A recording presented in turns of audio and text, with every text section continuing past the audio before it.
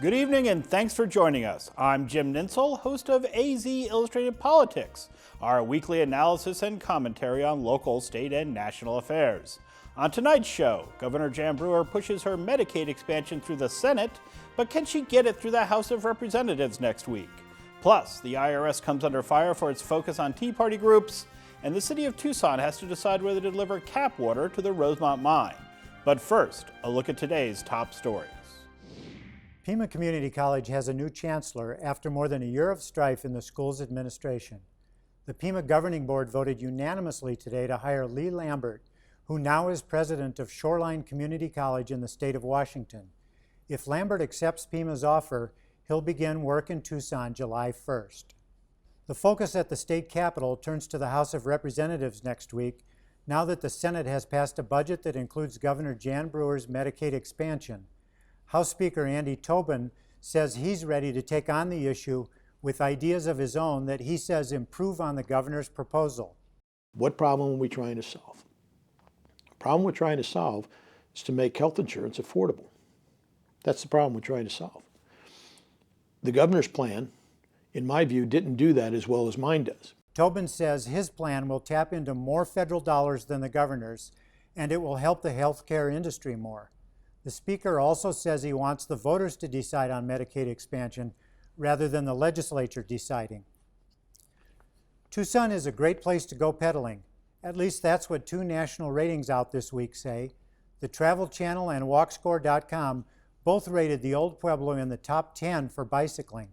The Travel Channel ranked Tucson 6th, citing the city's more than 700 miles of designated bikeways, which it said was more biking infrastructure than any other U.S. city. And Walkscore.com ranked the city 8th on its list of most bikeable places. And that's a look at today's news headlines. The outgoing acting head of the IRS faced a blistering round of questions from lawmakers today over his agency's improper targeting of conservative groups. We have extended excerpts of today's hearing, the partisan jousting, and the push to learn what happened and who is responsible. Then Margaret Warner reports on the Pentagon's moves to deal with the growing outrage over sexual assaults in the military, a problem the Secretary of Defense said today he will do everything necessary to fix. Mark Shields and David Brooks analyze the week's news. Plus a special report with our own McNeil and Lehrer on covering the Watergate hearings. 40 years after the scandal that brought down an American president, Robert McNeil and Jim Lehrer reflect on Watergate's legacy and the gavel-to-gavel coverage that gave rise to the program you're watching tonight. That's all ahead on tonight's NewsHour. Tonight on Arizona Week, Michael Chihak talks with state legislators about the upheaval over Medicaid expansion and a new proposal to let voters have a say. That's tonight at 8:30 on PBS 6.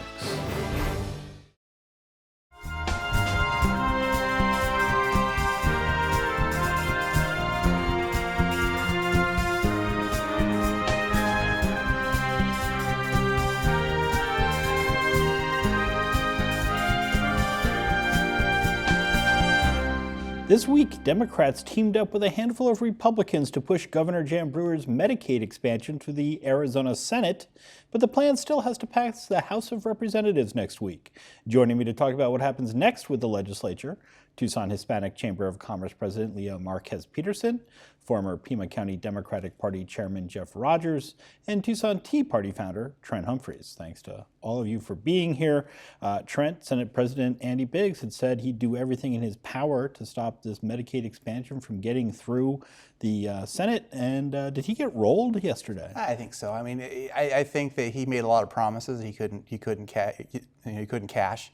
I do, there are a number of amendments, and we still don't really know everything that's in that yet. It's still coming out, and plus still has to go through the House. But I think one of the things that made it a lot more palatable for people was the fact is it has a sunset clause. So basically, we're going to have to revisit all this thing in 3 years anyway, because it all goes away in 3 years, and then we have to revote and reconsider it in 3 years. So I think that's even a more effective measure than the so-called short circuit that was in there, because obviously the short circuit could could be litigated and other things. But if a law sunsets, though, then you have to revisit it again. So we'll see. I mean, I'm pretty sure that if it goes through the House, that same provision will stick through the House as well. And Jeff, do you think there are the votes in the House to get this through? It's going to be a little harder. I'm a little more worried there. I felt all along that there would be enough votes in the Senate. I was kind of surprised that there were 5 votes for 9 of the 10 bills, and for the 10th bill, which was the one that incorporated the Medicaid expansion, there were actually 6 votes. Michelle Reagan switched over on that bill too. So I was kind of surprised at the margin. I thought they would barely make it, but they made it with a fair amount of comfort. But over in the House, the House Speaker of the House has said that he won't let it come to the floor. Now, if it gets out of the committee, it will come to the floor. If a discharge petition can bring it out with a majority of the vote, and they might even be able to do that if it doesn't make it out of committee. So if they can add some Republicans to the 24 Democrats, they're going to need 7.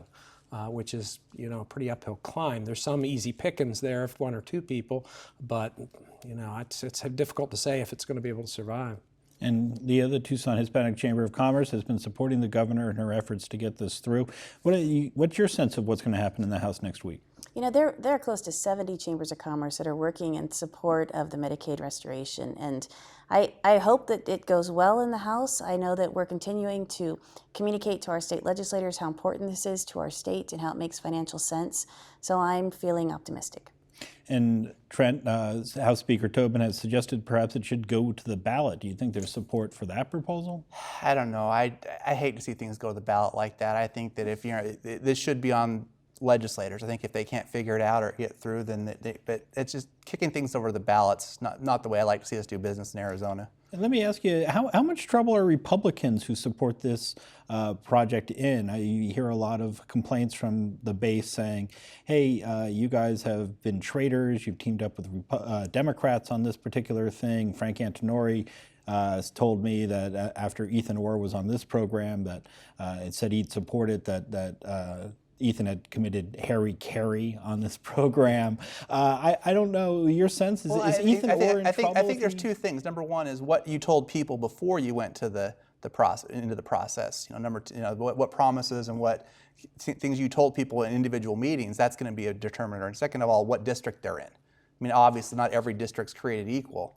And I think that those 2 things will have, those will be the big tell whether you're in trouble or not. I mean, there are people that thought they were in safe districts, like Pete Hirschberger, that found out that they weren't later on, because, they didn't do like the Republicans thought they wanted them to. So we'll see. I mean, like I say, again, the other thing too is that we're still, we've still got 1 more year of things to go through. It's not the end of the cycle, so just the beginning. So there are things that could happen between now and then also that make a determiner. But yeah, I mean, it's not going to be. They're not going to sleep comfortably for the next few weeks anyway.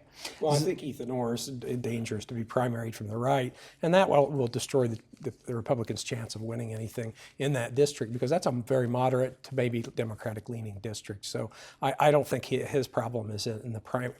He may have some difficulty in the general election. We've got some pretty outstanding candidates thinking about running against him.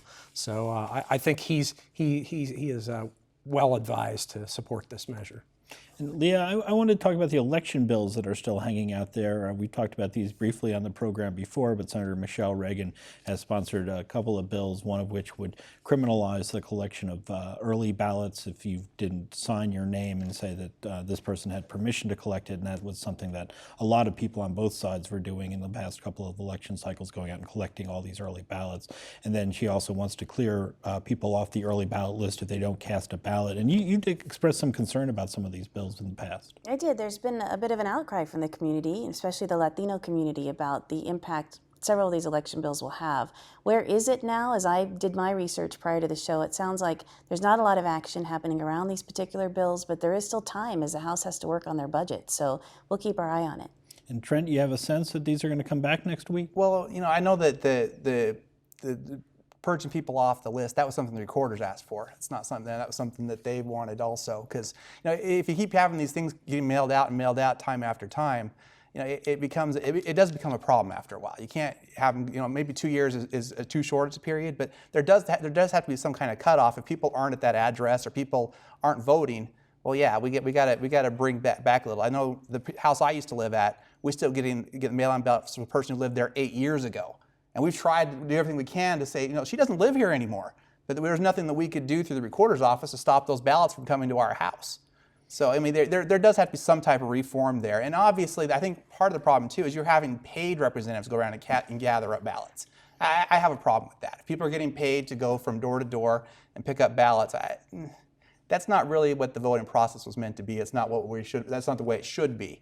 It should be a personal thing between you and your government and your representation. It shouldn't be something where, and as with paid people going from state to state with our ballot proposition too. I know there's a reform going on for that as well. And I think that's because what we're seeing now is very few homegrown things are happening out of the state. It's people coming with big money from out of state and putting propositions on our ballot that really aren't the will of the people, as the jungle primary was a good example of that. Jeff, your thoughts on We these had election a lot bills? of Latino groups that really focused in the end stages of right before Election Day of picking up ballots from various people. And there were multiple groups, and many of them were independent and not affiliated with the Democratic Party. It's people just, especially last year, the ballot was so long, they wait and they wait and they wait and they kind of think about it, and then they end up and don't turn it in, and having somebody knock on their door and remind them sometimes helps them, and I think it's a bad idea. But I think this bill's probably going to die for a different reason. There were several, these were pieces of several different bills. They put them all together in an omnibus bill, so there's something in there for everybody to dislike. For instance, there's something that makes recalls more difficult, and given the fact that we've only seen one successful recall of a statewide official since statehood, it's why should we make it more difficult? There's also language in there that would affect referendums and getting initiatives on the ballot, making them come from different counties, and they're monkeying with a whole lot of different things that they shouldn't bother. That was the omnibus, but there's still the Senate bills that are poised for a House vote. I spoke with Bruce Wheeler earlier this week, and he thought they were going to the floor this week, and he still thinks they'll get to the floor next week. Yeah, but I talked to Senator Farley, who indicated he doesn't think these things are going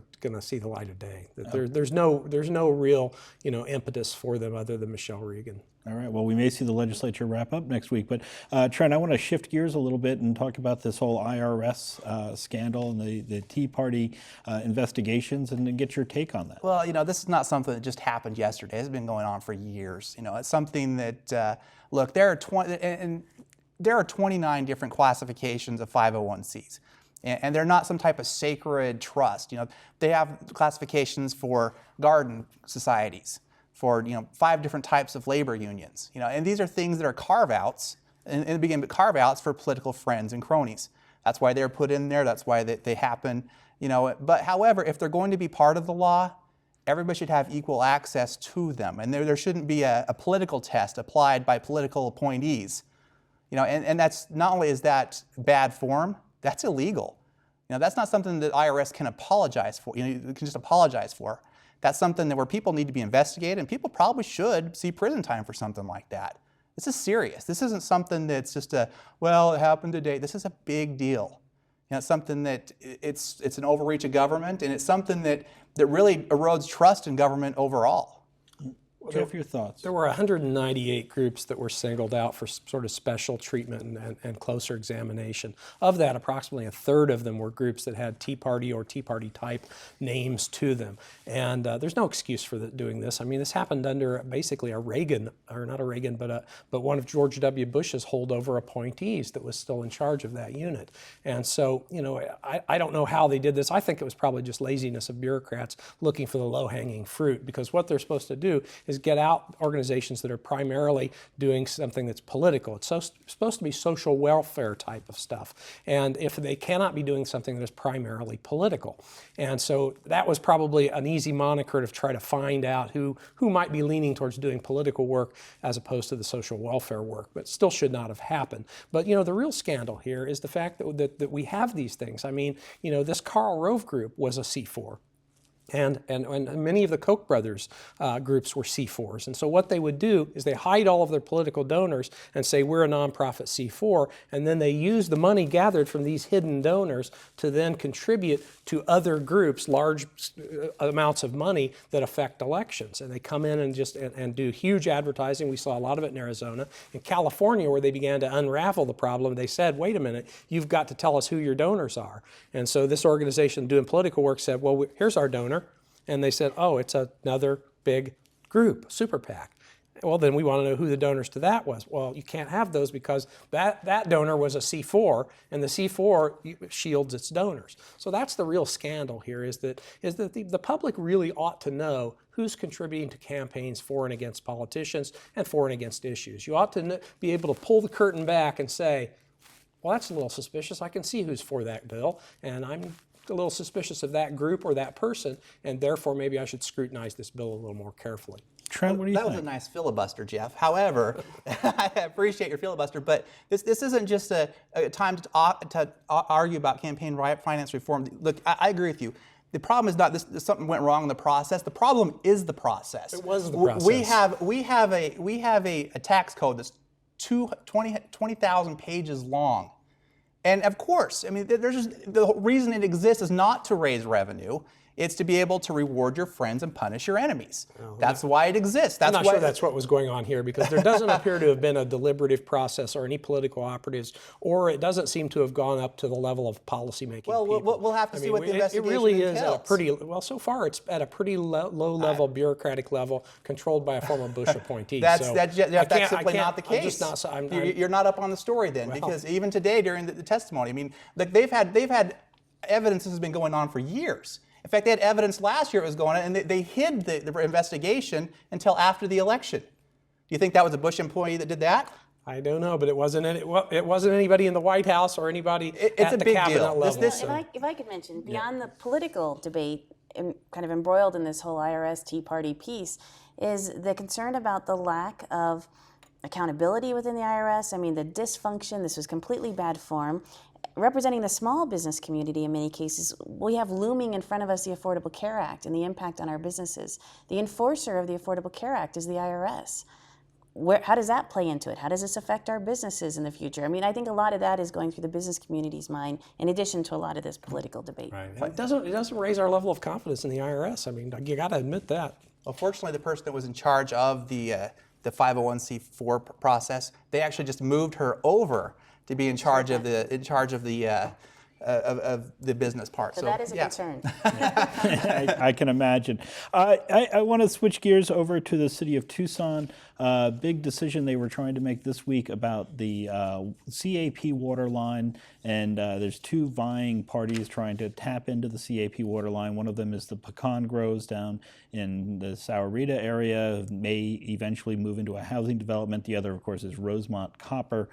Lea, your thoughts on the two parties vying here? You know, I was researching this and trying to understand the issue really seems to be whether the two pipelines can accommodate the CAP water and where are the priorities.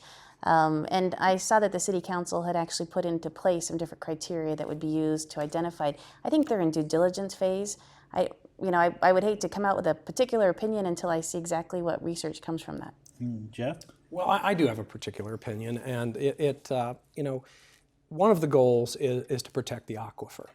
And there's two competing proposals. And the one that would favor Rosemont Copper Company wouldn't do anything to improve the aquifer.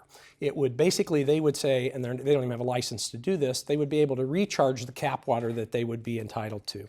And it would get recharged somewhere in Green Valley. And then they would basically use groundwater, a comparable amount of groundwater, that would come from the Santa Rita area where the mine is going to be. So the competing FICO proposal would basically say that FICO would either decrease or cease altogether the use of groundwater, which would enhance the aquifer, and they would use instead the cap water coming in. So this has the noble ability to improve the aquifer, and that is the overriding of the 8 or 9 criteria that was mentioned.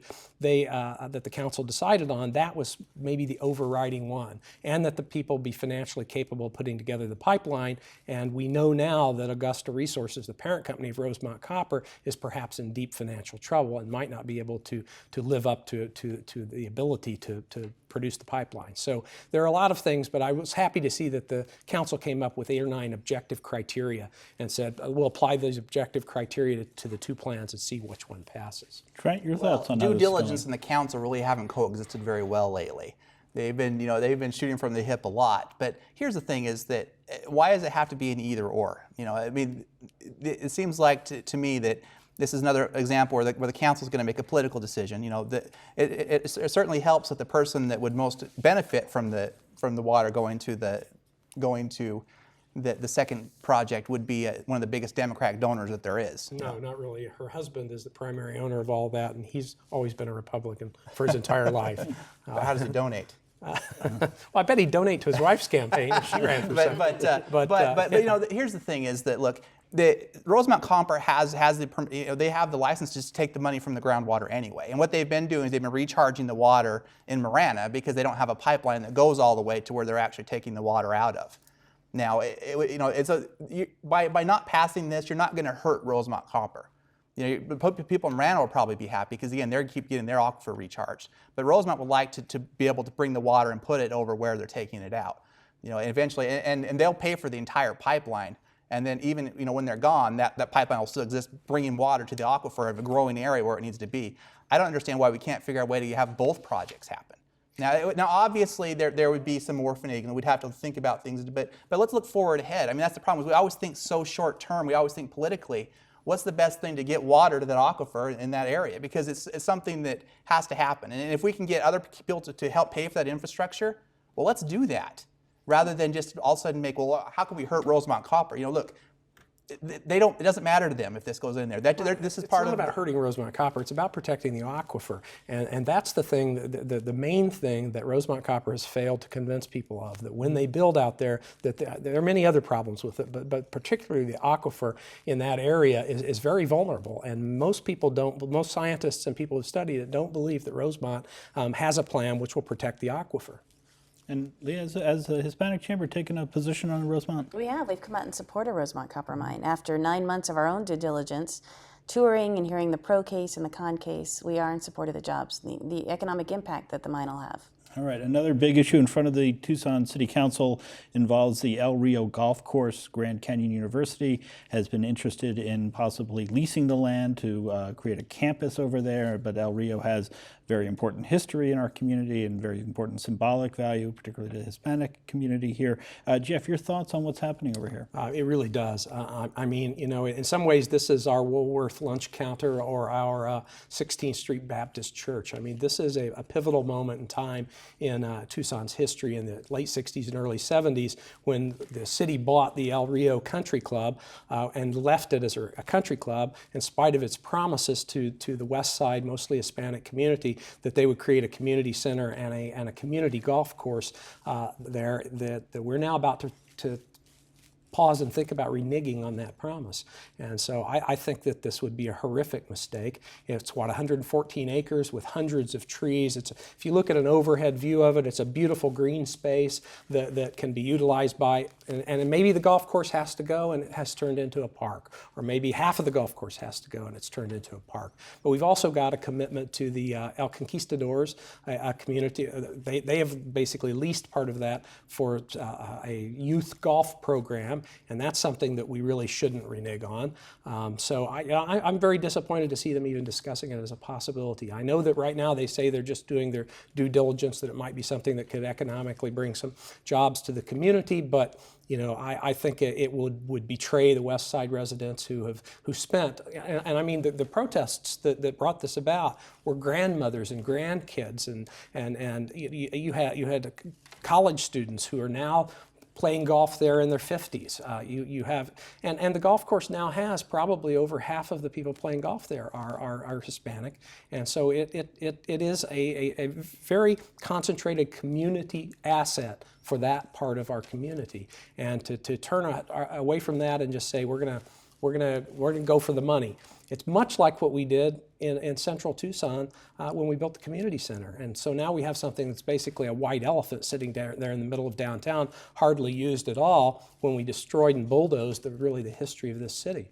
Lea, your thoughts on the controversy over El Rio? You know, I've been having a number of conversations with different entities and people and neighborhoods and Councilwoman Romero's office and so on about what we're hearing about El Rio and certainly the Grand Canyon University concept. I think a compromise needs to be made. I know it's a golf course that is losing dollars. I think they're looking for a new, perhaps, revenue stream and a better use for that property. But I've also heard from residents on the west side that they are looking for park facilities, playgrounds. There's not enough of that on the west side. And I'm completely familiar with the historical context or the debates and the protests that occurred back in the 60s. In fact, my own uncle was very involved in a lot of that. So I think a compromise needs to be made. I, though, think that Grand Canyon University, if that ends up being the developer, would be a great boon to the west side. I think 250 to even 1,000 jobs have been estimated. The economic impact to the west side businesses, other components of that could be very positive, but we need to also take into account the issues that the neighbors are bringing forward. And Trent, your thoughts? It's all about opportunity costs. You know, in some ways we can't have nice things like a big park and a golf course there because we've spent our money and foolish and squandered in other areas. I mean, half full buses, the money that we're going to have to pay to run that trolley, if it ever happens, you know, that's money that had we not spent it on these things that really we don't need or aren't necessary, we could have put toward making that a park.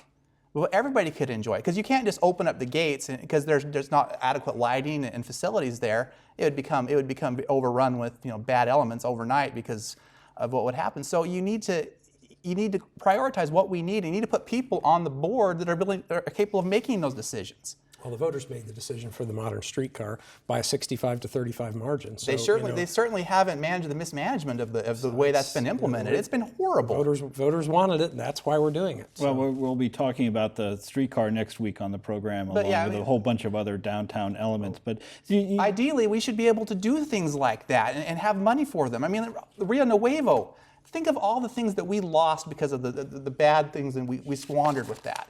We could have had great things in this community. Where do you think downtown is now? Do you think it's on the rebound? Yes and no. I mean, I think there are certain elements to it, but the thing is, I don't know what's the overall vision for the downtown. I don't think we have that yet. I think we have nightclubs.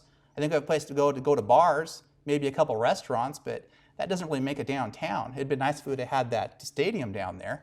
That would have been a plus. I'm astonished at what's gone on downtown in the last 18 months. And I even look at the last 3 weeks and go, oh my God, look at this. I mean, you can see they're finishing up these student housing things that are built east of the Rialto.